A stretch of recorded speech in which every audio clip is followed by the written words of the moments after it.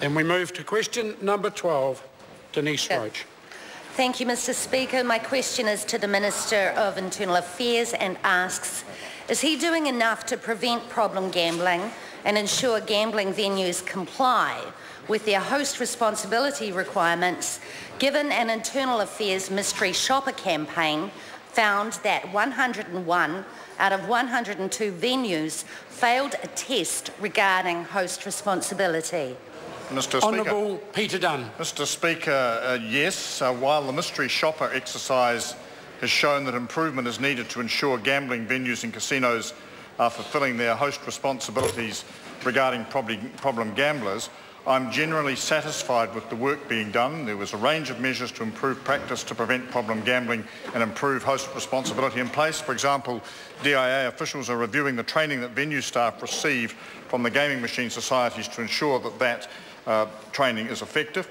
And I should say, with respect to the exercise, both the Class 4 sector and casino operators have broadly accepted their need to improve on their host responsibility obligations, and will be working closely with the Department of Internal Affairs to ensure this happens.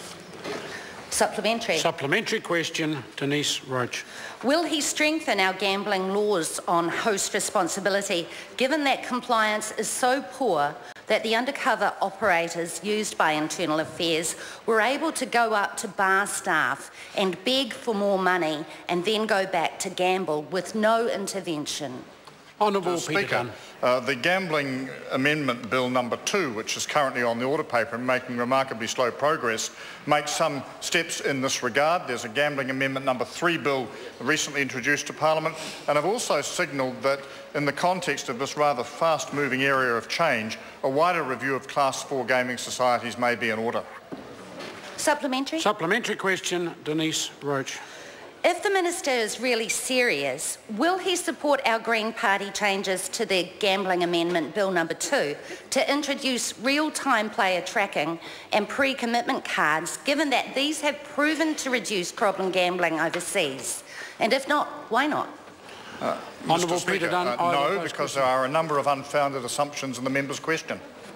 Supplementary. Supplementary question, Denise Roche. Why, given the terrible record of compliance by gambling venues, is he making this situation worse with his bill that will give venue operators a financial incentive to ignore problem gambling?